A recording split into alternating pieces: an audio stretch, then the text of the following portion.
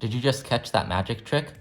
Well, what if I told you that that wasn't video edited or tampered with or changed in any way and is actually just a simple sleight of hand trick? Hey guys, welcome back to another video. In today's video, I'm going to be going over how that previous trick worked, and I'm going to show you how you can do it yourself. Are you guys ready? Let's get right into it. This was the cube that I showed at the start, and this is its scrambled state. Take a nice long look at this and see if you can list out any particular weird things that you notice. And this is the solved state. Once again, compare and contrast the previous three sides and these three sides. If you already know how this trick works, that's great. However, if you don't, I'm going to spoil it for you. So, these three sides have none of the colors that are on the other three sides. Do you see where this is going? Let me flip the cube around. As you can see, this side has the white, green, and orange sides, while the other side has the classic red, blue, and yellow. Basically what I had to do was create a state of the 3x3 where three of the sides appear to be somewhat scrambled, while the other three sides remain solved, or at least so it seems. Now let's take a look at how we can use commutators to achieve this state, and at the end I'll give a simple algorithm for anyone who wants to do it. I'm going to make a video on commutators probably sometime in the future, but basically all you need to know for this video is that using a U-perm and a Z-perm, we can change all of the edges around. And one more thing, you might notice that all of the corners are solved. That's because even if you change one of the corners, the other side will probably appear more scrambled than it is. For example, if I twist this corner, there will be a blotch of green here, which is not the effect that we want to achieve. So without further ado, let's get ourselves a solved cube and see how we can get to this state.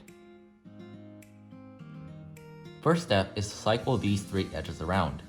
If you notice that this edge is in its right position, we'll actually get to that later because of some parity issues. But what we can do is use a U-perm, and a U-perm cycles three edges in this orientation, so all we have to do is move this hip edge to the top, like this. And now you can use your U-perm of choice. I prefer the one with the end moves, something like that, and scoot that edge right back down to get something like this. Now as you can see, each of these two edges are switched. So on the red side, these are switched. On the yellow side, these are also switched. A nice little fact about commutators is that you can't just directly switch two edges. At a minimum, you have to switch three. What we can do is use a Z-perm for now to change these two as well as these two. I know this is not standard commutator stuff, but we'll actually deal with these three edges later in the video. So let's go ahead and do a Z-perm on this side.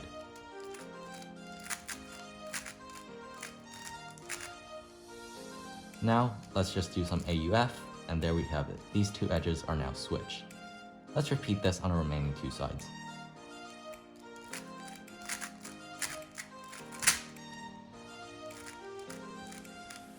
Bit of AUF, and finally on the red side. You don't have to worry about this too much, as again we'll take care of it in the future.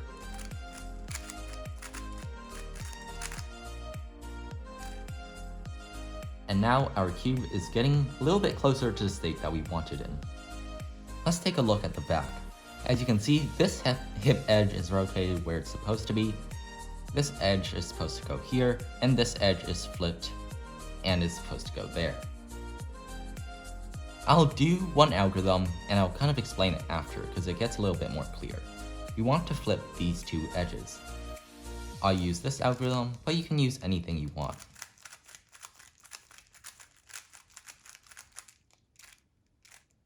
Like that.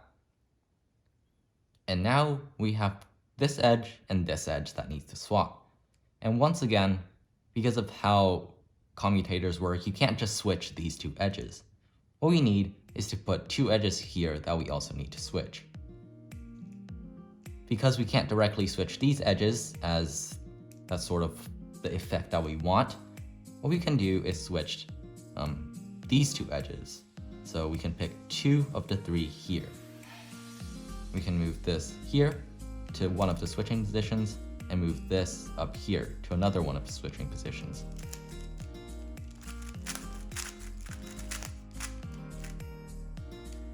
Do a little bit of AUF.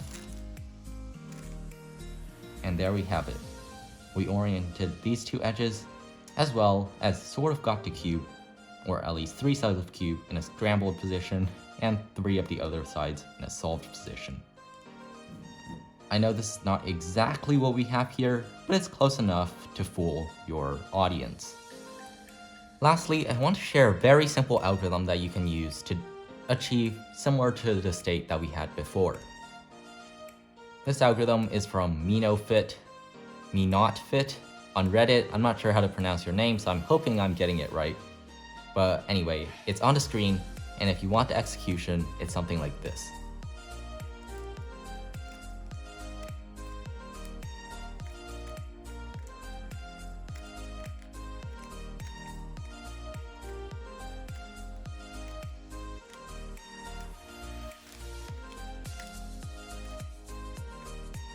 As you can see, these 3 are solved, these 3 sides are solved, and these 3 sides are scrambled. Just for reference, this is how many cubes I went through in the making of this video, because I was too lazy to solve any of them. But anyway, that's going to be all for today's video. I hope you guys enjoyed, and as always, if you have any questions, make sure to leave them down below in the comment section. With that, thank you guys so much for watching. Goodbye!